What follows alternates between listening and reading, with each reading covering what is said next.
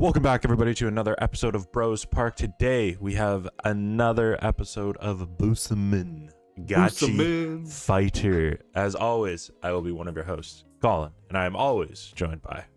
Yours truly, Jeff. How's everyone going? How's everybody going? I'm not gonna lie, I kind of enjoyed this episode. It's pretty fun. Really? It's pretty stupid. Really? I felt this one to be slow for me, I think. I'm not sure why. Well, it's definitely like a setup episode for the next fight that's happening.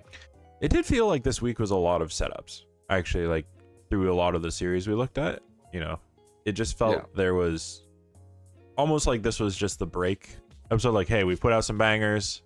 All right, you guys got to chill for a second. We'll set up for the next one. And, you know, Busamen wasn't any different. We just kind of continued off of the casino. And I thought last episode was like the setup.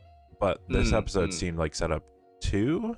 Setup part 2, yeah. They basically go down to the extra stage and they're like trying to get Rize to like, no, sorry, Seika. Who's Rize? Rize? Who's Rize? What do you mean? Oh yeah, the blonde chick. Yeah. They're trying to get Seika to spend more money, right? And like the cool thing is about his abilities is that, like, you know, how he can detect lies. He's trying to like ask these probing questions, and then they're like, you know, smartly maneuvering around them by not exactly lying but not telling the truth too. I'm like, ooh, salesman-y. Yeah, it's, you know, it's a lot of, oh, so you must have high stats. And it's like, well, I allotted my points, so there's a lot of zeros. It's like, okay, it's interesting. He's not wrong with 10 trillion fucking points. But like, yeah, I get it. I understand. And then you got the guy just writing notes down, like how to counter and everything. And he's like, I'm gonna activate my like supervision. I'm like, what the fuck, man? This guy's got something for everything. Yeah, dude. He's got, you know, they think he's got low magic defense because that's the example that he put in. So, you know, but fucking Shigeru, he knows what he's doing. He's the salesman. He understands. He gets where he's coming from. And, you know, the casino kind of is still thinking about trying to take them for all their money and basically kill them, more or less. And we do see him meet, what's his name, Kato? And yeah, the blonde one. Working for him. Yeah, he seems like the homie, you know, in the beginning. He doesn't seem like he really wants to be there. He just like is very nervous and all this shit. And it's he's like the corporate slave, man. And like, whatchamacallit? he's a pretty nice guy. He's a pretty nice guy. Yeah, he is tasked by the manager to kind of like hang out with Seika, make sure Seika spends all her money, all this shit. And, you know, while this happens, the manager goes off to the back room. So Shigeru is like, okay, you distract Kato, and I'm gonna go and follow the manager. I'm gonna see what's up.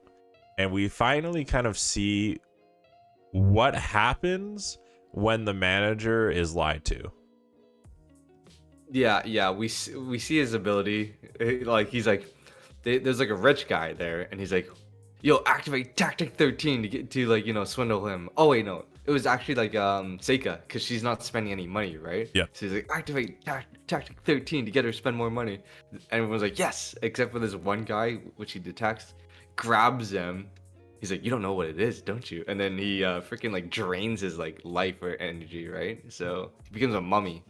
Yeah, he just drains him and he fucking kills him right then and there. And then throughout the episode, we see these flashbacks to like the high-paying job requests on the board that all have to do with the casino. And one of them was like trash disposal.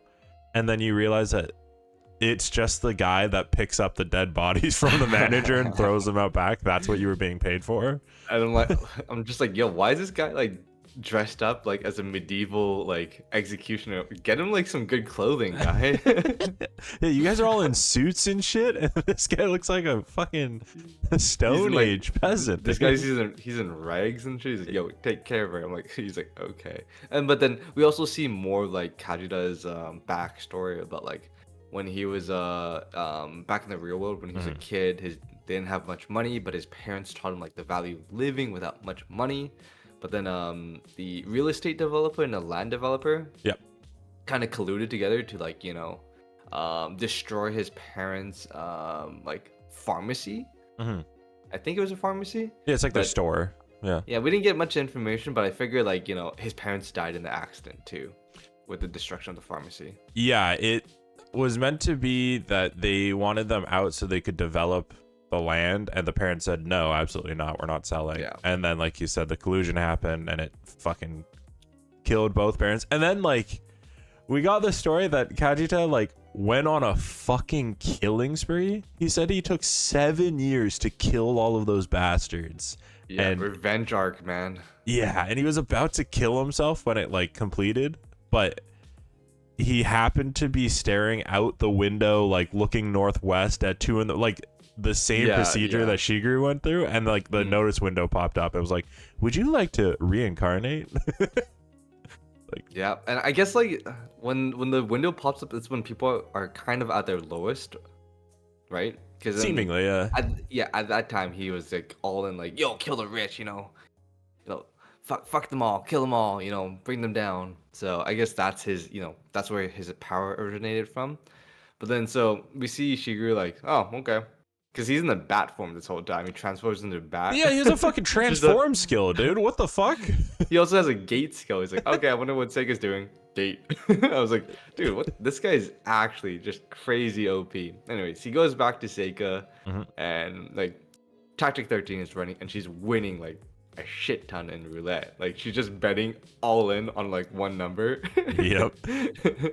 And, like, even Shigeru's like, oh no, Kato's like, you don't have to go all in every single time, right? She's like, that's the only way I play. And Tactic 13 was to get her to win a bunch to bait her so that she'll keep playing, and then they can tear her down. But nobody realized that she was crazy and would just bet it all on one number, and they're out like 2 million fucking gold or whatever. Yeah, so he Kato leaves and then gets Kajita, and, like, you come back and he's got like a freaking bruise on his face. He got fucking beaten. Yeah, dude, he's not doing his job.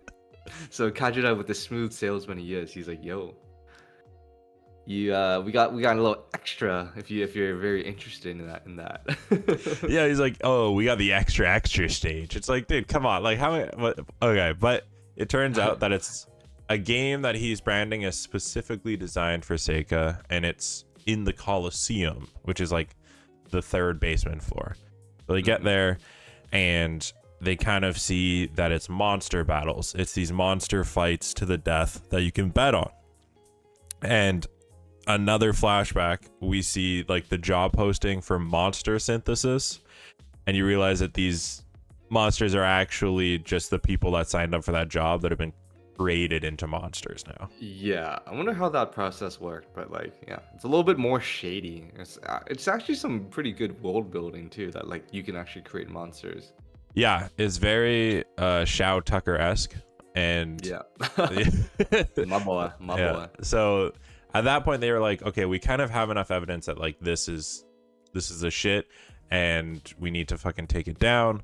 And Shigeru is like, hey, Seika, wouldn't, like, your rich buddy Seiji love this shit? Like, we should bring him back here. And that's kind of their out. So, they kind of start now heading out, and Kajita lets them leave to go get their rich friend. Yeah, I was a little bit surprised, because isn't Seiji, like, not that rich? Wouldn't that detect, like, a lie? Unless he is, like, kind of loaded a little bit.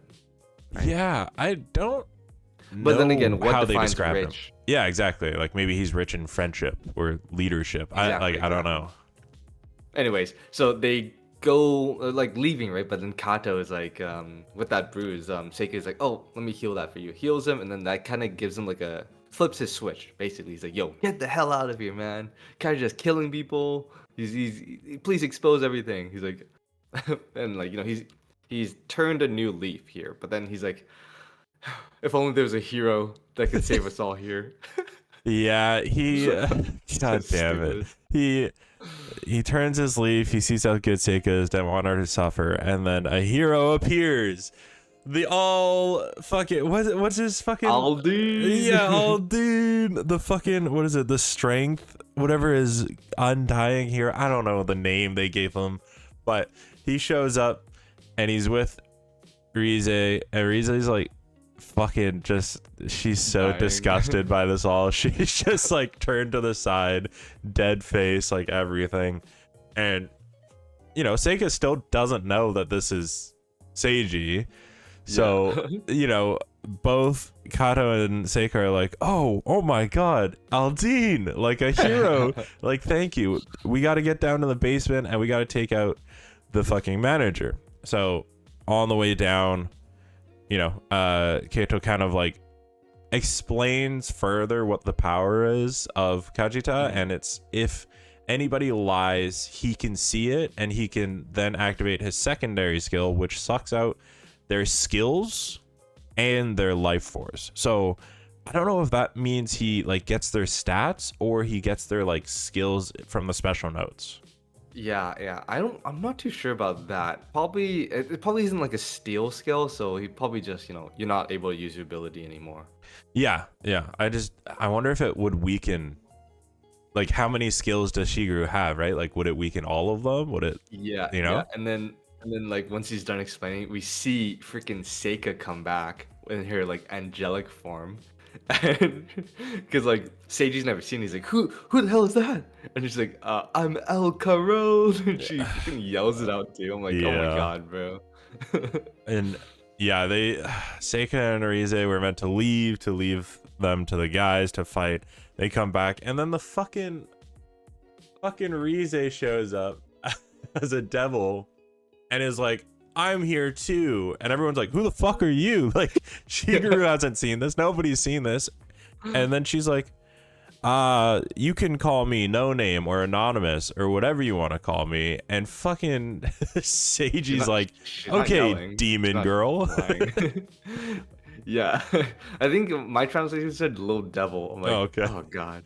Like, Jesus Christ. And like she even cringes at that name too.